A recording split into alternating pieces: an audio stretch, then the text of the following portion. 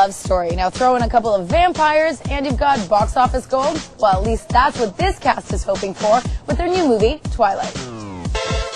What's up, MTV Canada? I'm Rochelle Lefebvre, and you're on set exclusively with TWilight. We're rolling. Quiet all around, please. TWilight is based on a young adult novel. It's massively popular. There's a trilogy, and this is the first in the trilogy. It's a story about a 17-year-old girl who moves to a new town and meets this family of strange-looking people, and one of which she thinks hates her initially, but has this kind of weird, almost palpable connection with, and then she finds out he's actually a vampire who wants to kill her all the time, and then they fall in love. And it's sort of a star-crossed love story between Bella and Edward. I can't believe you're making me do this. Just smile. Oh, well, it's too late.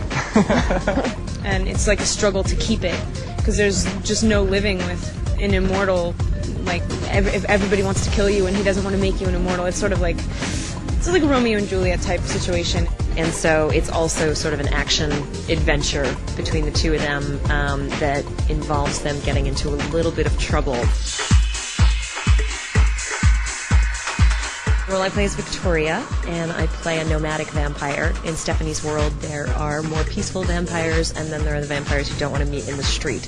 My character is one of those vampires you don't want to meet in the street. I am the female badass. There is very much a male badass. Candadian plays James, and he's phenomenal. And I play his mate and partner in crime, if you'll forgive the cliched expression. The adaptation really I mean, it was really shocking when I first read the script, because I mean, it was so much faster paced. It reads kind of like an action script. So I mean, that really shocked me. We haven't strayed from the story. I mean, it's like we had to consolidate an entire novel. So there were things that we couldn't do every single scene, situation in the book. Trilogy and stuff. I mean, I hope I've just kind of put enough into the performance to make it interesting enough to, you know, just to play, I guess, for another two movies. I mean, there's a lot of material there, and there's a lot of, you know, interesting ways to go with it. I mean, the books definitely work. I mean, I wanted to read the second two after reading the first one. So in the beginning, we were all sort of learning the sort of vampire world and putting it on, and we all learned how to wear our contact lenses together, you know, and, you know, bitching about it hurts and all that stuff, and then learning how to do the movement, and we had some stunt work, and so we all just kind of got thrown into a vampire camp together and just bonded. Actually, I got to do wire work, which was incredible. You literally like get to, you know, like flying through the air at 30 feet up. It's madness. And we had to do this thing called the magic carpet, which is really hard to explain, except try and imagine yourself walking on walking on a platform that's being pulled along the ground at 30 miles an hour. So yeah, I totally had a good time handling that. The actual sexuality in it is you know, it's kind of harder to understand. 'Cause, I mean, it's like, it's not just, they're just innocent. It doesn't even cross their minds. I mean, the entire time it's like desperately wanting to, but I mean, it's impossible. I mean, it's not like they're really young kids. It's like they're like 18, and so it's sort of, yeah, well, what are you doing? But no, I mean, I think it's a lot more complex than just your average teenage thing. Because I mean, they stick with each other even though they can't have a normal relationship. They can't like go to house parties and stuff. It's like they live in this tiny little town and they're just living for each other. Whatever you can't have, you're just going to want it 10 times more. So if they're not shoving sex down your throat and they're making you like think about it yourself, it's a little bit more of like an elaborate. It's just more juicy. It's just better. So yeah, I hope people like that.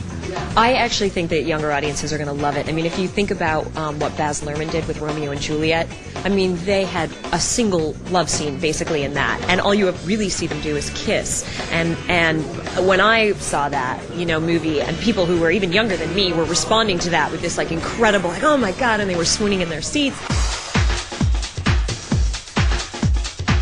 The thing with vampires, I mean, I guess what they've morphed into is just being, they're like a god, but not really at all. I mean, it's like a curse and a blessing at the same time. So it's like kind of all powerful, but they're totally helpless. I guess that's what the attraction is, I think. It's a big deal for people.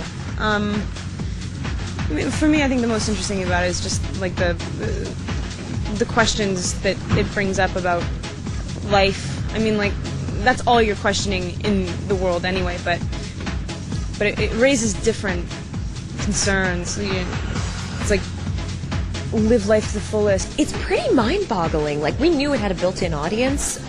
We just didn't know how much excitement there would be about the movie so early on. I got recognized in a cafe the other day.